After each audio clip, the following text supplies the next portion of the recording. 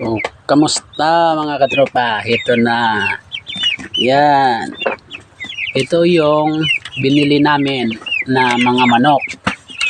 Yung pinagbintahan namin ng mga hito at dalag. Ito na.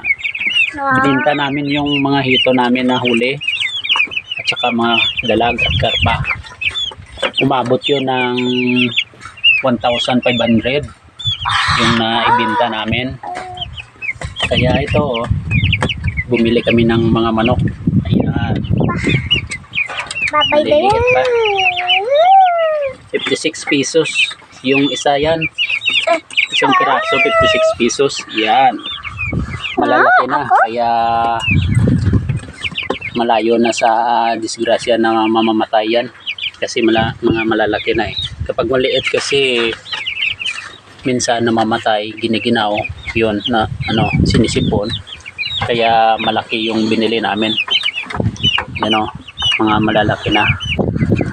Yun mga tropa.